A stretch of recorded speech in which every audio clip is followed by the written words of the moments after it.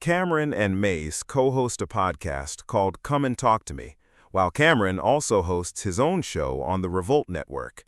A few days ago, he welcomed Corey Pillam as a special guest, and the episode turned out to be a strong one, pulling in more than 400,000 views.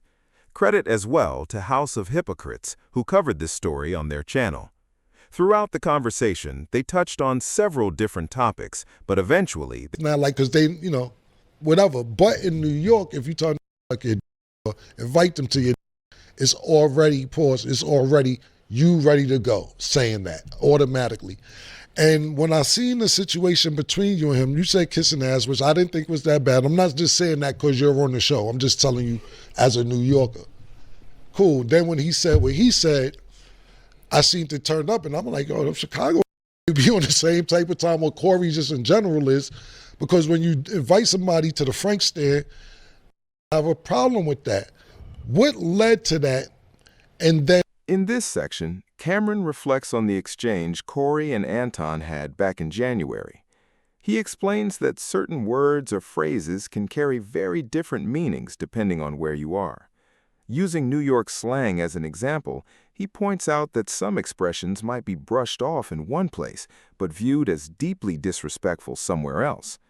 He also mentions that a phrase like "suck my D" is generally considered highly offensive in most places, including Chicago and much of the East Coast. Camron then raises an interesting point, suggesting that it's possible someone may not have realized how disrespectful their words came across. He emphasizes, and had a guest on my show.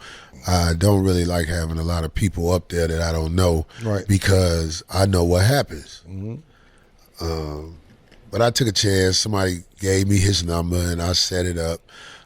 And I just had never seen no that before. It is my opinion that that dude came up there to push my buttons and try me. And if you coming at me with sex talk like that, that ain't how it go. But I'm so glad that it didn't go where it could have went, because I'm working.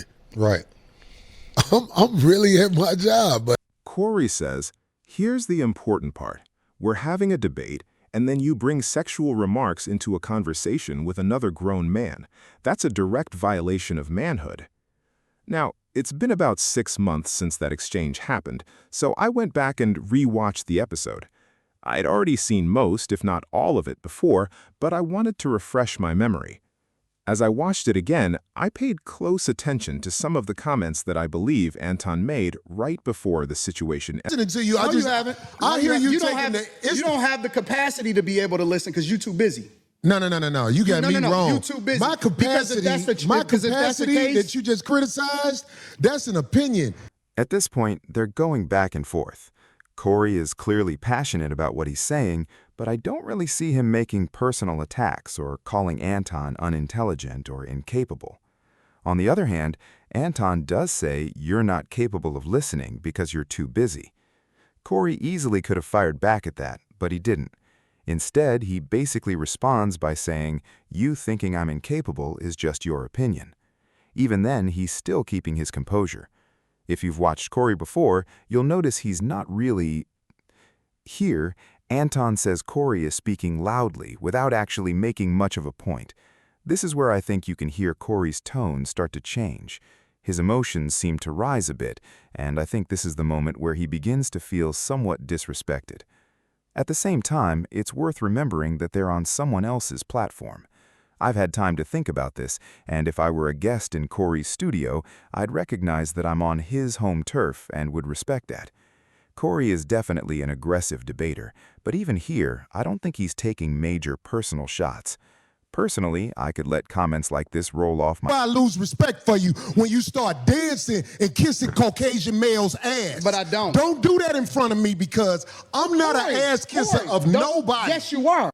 You suck the dick of black people right now. You doing the easy shit. What you do, let me tell you what you do. Nah, homie, let me tell you something, homie. Ain't nobody gonna tell you. I don't suck. Yeah, I don't you do. suck. You do. So fix You doing that. it right now. I don't suck. Homie. This comes after the two comments Anton made earlier. I'm not saying Corey didn't throw in a few small jabs or that Anton couldn't have taken offense, because it's easy for some people to feel that way during a heated debate with Corey. But in my opinion, Corey is genuinely a decent guy. Some people may disagree, but I don't see him as hateful or malicious.